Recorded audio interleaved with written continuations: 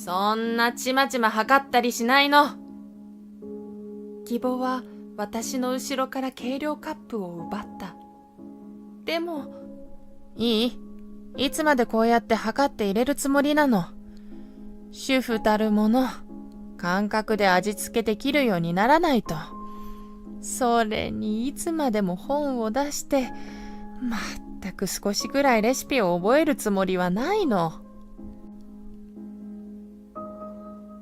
夫はとても優しい人だった。温厚でいつだって私の味方をしてくれる人なのだが、義母は夫のいないところでいつも私をいびっていた。まあ、母さんも何か理由があってのことなんだよ。ネクタイを外しながら夫は私の訴えを軽く受け流している。あなたのいないところでぐちぐち言ってくるのも納得がいかないわ。それってあなたの前で言うには負い目を感じているからってことでしょ。夫はまあまあと私をなだめながらリビングへと向かった。とにかくあなたからどうかするように言ってよと小声で念を押した。こんな生活が始まったのは義父が亡くなってからだった。それまではお気楽な専業主婦を謳歌していた。夫が仕事の間に友達とお茶をしたり、家計をやりくりする中で余ったお金で映画を見に行くこともあった。家事はとても苦手だったが、子供がいない分自分の時間がたくさんあった。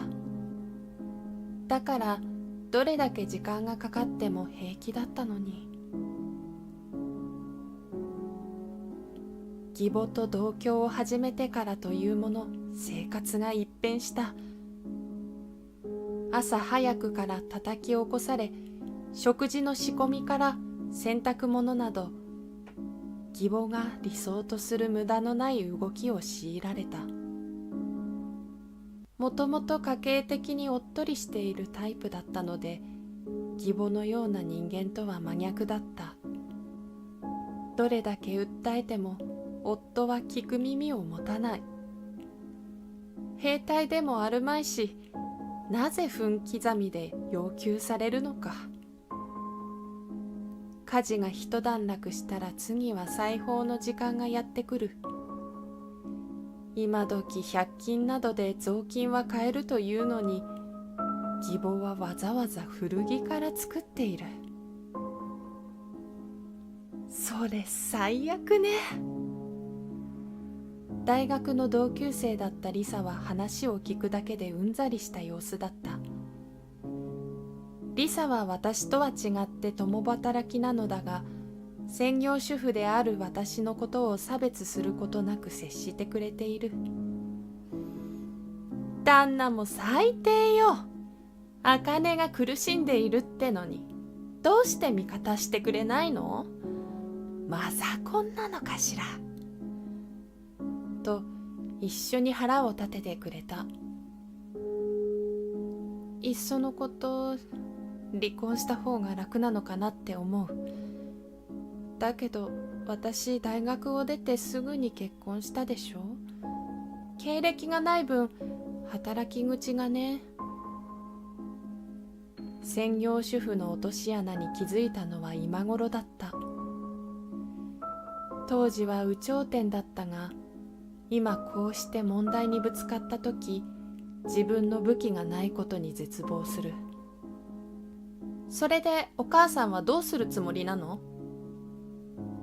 施設に入ってくれるのが一番いいけど、あの様子じゃ年をとってもボケそうにないわね。夫はお母さんの一人暮らし反対だし。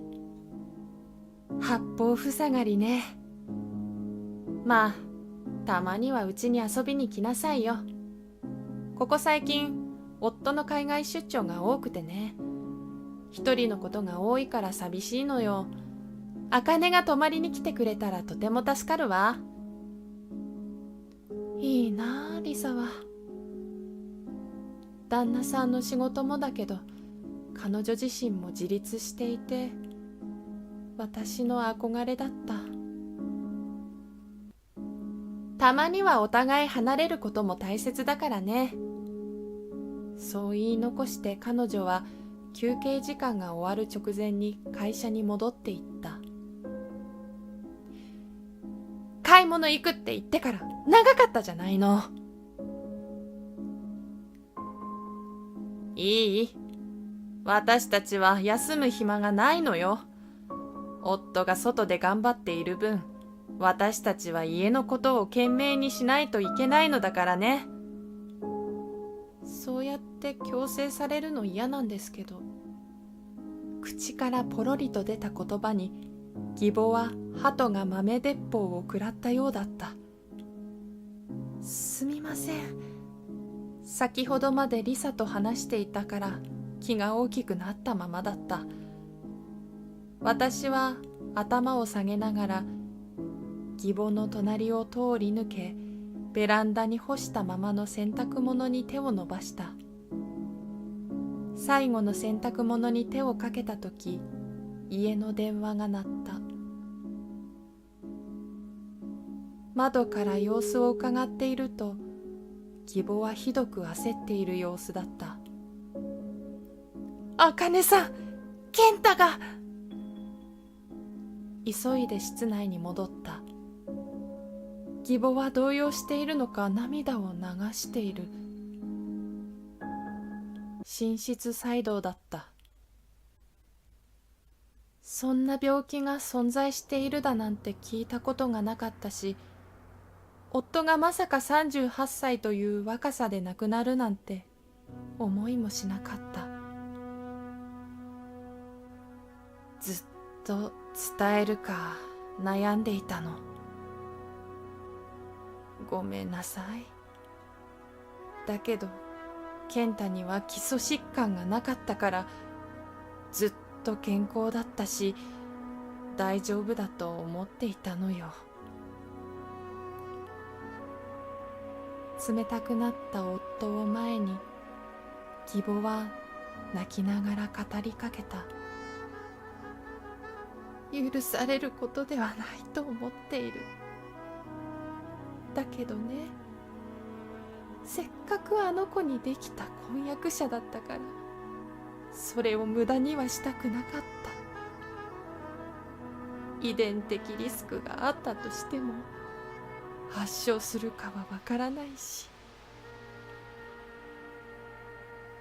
涙ながらに訴える義母の言葉は、右から左に流れていくだけで、私の中には残らなかった。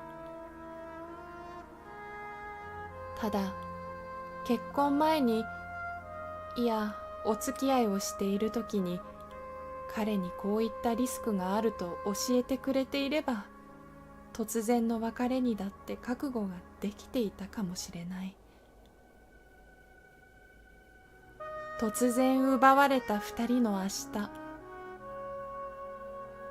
今はただ何も喋れないまま夫の手を握った。涙は出ていない。お別れがあっけなさすぎるのと、残された私と義母でどう暮らしていけばいいかわからなかったからだ。夫が亡くなってからというもの、義母はよく外に出るようになった。今までの行動が嘘のように小言も言わなくなって、きっと夫が残してくれたこの家から追い出されるのが怖くておとなしくなったのだろう。そう思って気にもとどめなかった。私はというと、夫なき今、残された貯金で生きていけるわけもなく、働き口を探すようになった。しかし事務職ができるわけもなく、なかなか職が見つからない。かといって居酒屋のバイトは時給は良いが、年齢的にも無理がありそうだった。ハローワークへ行って職業訓練でも受けた方が良いのだろうか。そんなことを考えながらページをめくると、給食センターの求人が目に入った。これならば。私は急いで電話をかけた。幸運にもすぐに採用が決まり、来週から勤務が始まることになった。あそこの学校に。義母は何かまずそうな雰囲気を醸し出しながら目をそらした。何か不都合でも？この頃、小言を言わなくなった義母と私はどちらかといえば、私が優位に立つようになっていた。別に何もないわよ。怪しすぎるが、これ以上追求したところで何になろうか。私は食事を済ませると早々に片付けを始めた。義母があの日気まずそうな素振りを見せた真相が分かったのは数ヶ月後のことだった。給食の後片付けが終わり、グラウンドに出ると義母の姿があったのだ。お母さん？義母は大きなカバンを持っていて、私の姿を見るなり、ついに会っちゃったかと諦めた様子だった。学童よ。子供たちにいろいろとね。まあシルバー人材経由だから行く学校は様々なんだけどね。意外な一面だった。あんなに小言を言ったり私をいびる人がまさか子供を相手にしているなんて。子供好きなのよ。それで父さんも健太も亡くなったし、好きなことしようかなって。義母はじゃあと挨拶をすると学校へと歩き出した。家に帰って食事を作っている最中も義母の言葉が引っかかってしょうがなかった。好きなことをしよう。そういえば義母が好き勝手遊びに行っている姿を見たことがなかった。考え事をしながら野菜を刻み、調味料を鍋の中に入れた。いつからだろう、ちまちま計らずとも目分量でわかるようになったのは、私はふと義母といることでできなかったことができるようになっていたことに気がついた。先日もほつれたエプロンを縫ってあげたりして、給食で使うナプキンを忘れた子用に作ってあげたりもした。あれ、昔は何かにつけて買う方が楽だと思っていたのに、作る楽しさを私は感じている。義母は今頃子供たちと楽しく遊んでいるのだろうか。なんだか羨ましかった。給食センターの仕事を通して私は子供たちと毎日関わり合うことを心待ちにしている節があった。おばちゃん、今日のご飯何？人生何があるかわからない。10年後の私は今、子ども食堂で子どもたちに食事を作っている。今では義母が絵本を読んだり、手遊び歌をしたり、宿題を見ているスタッフもいる。今日はコロッケよ。それから豚汁。子供は嬉しそうにジャンプをした。俺コロッケ大好き。この話を持ちかけてきたのは義母だった。シルバーセンターの仲間が子ども食堂の計画をしていて、そこで働かないかと持ちかけてきてくれたのだ。思ってもみない義母から舞い込んだ話に私は2つ返事をした。助かるわ。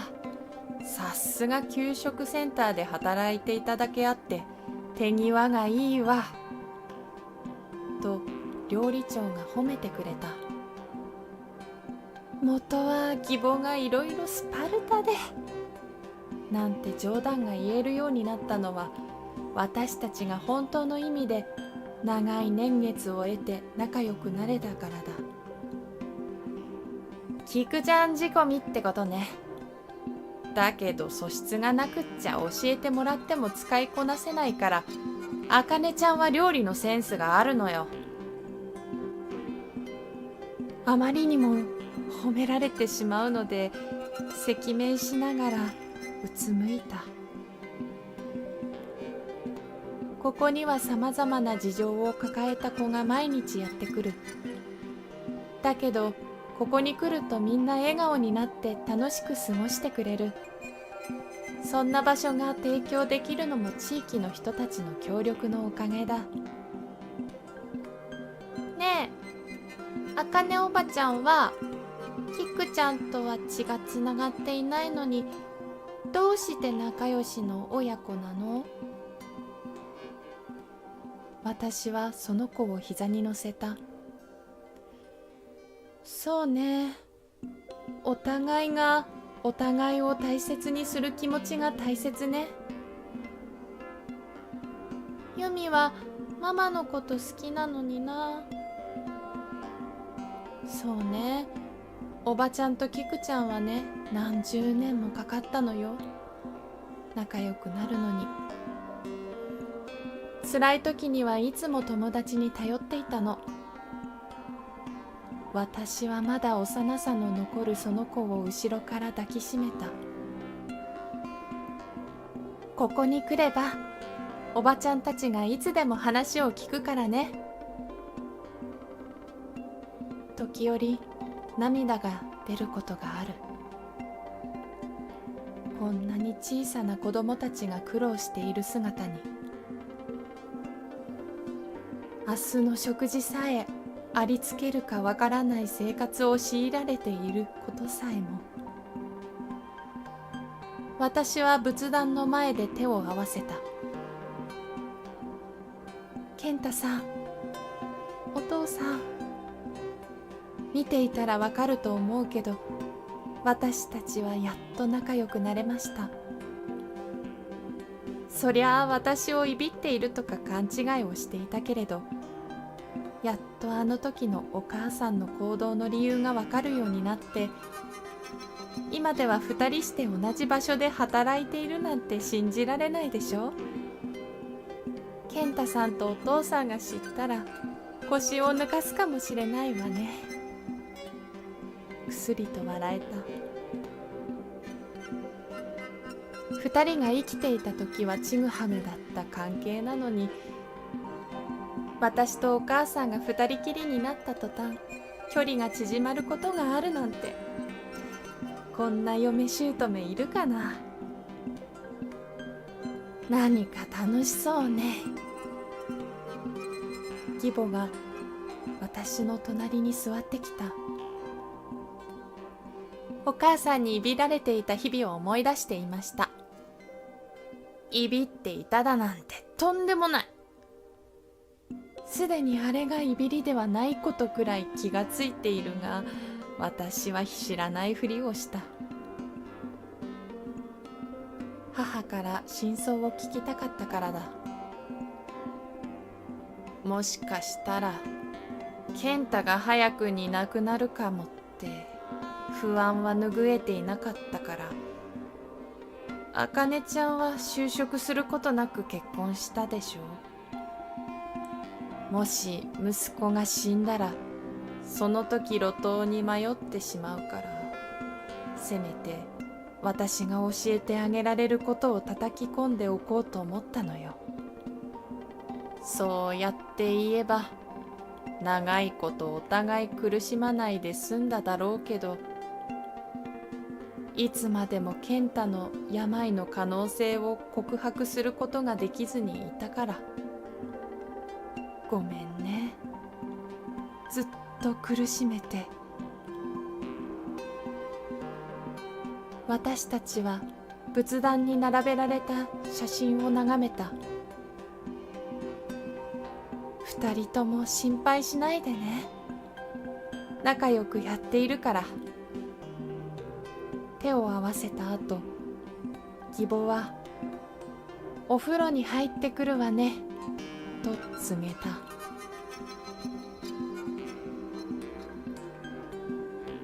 時計を見ると21時を指していた。いけない、今日は見たいドラマがあったんだった。私は急いでせんべいを棚から引っ張り出し、温かいお茶を入れてテレビの前に座った。昔ならこうやってじっくりテレビを見ようものなら、義母に小言を言われていただろうなとまた笑いがこみ上げた。本当に口うるさい人だった。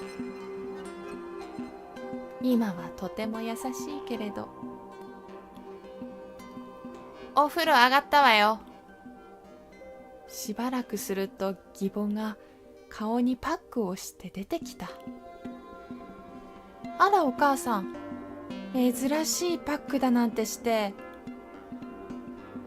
明日は女子会なのよ。だから気合い入れないとね。って、私たちもしかして今の方が生き生きしてるんじゃ。妻でもなく誰かの母でもない私たち。嫁姑の関係だったはずの私たちは今、すごく仲がいいのは、私たちを縛りつけていたものがなくなったから？なんてことを天国の二人に知られたら怒られちゃうわね。お気に入りのせんべいをかじってお茶をすすった。幸せなひととき。私は心地よくため息をついた。その奥で母はパックをしたまま顔のマッサージをしている。そろそろ新しいお化粧品買わないとね。義母がそんなことを言うので、きっと私たちは週末一緒にデパートへ行くだろう。そこで私は新しいアイシャドウでも見てみようか。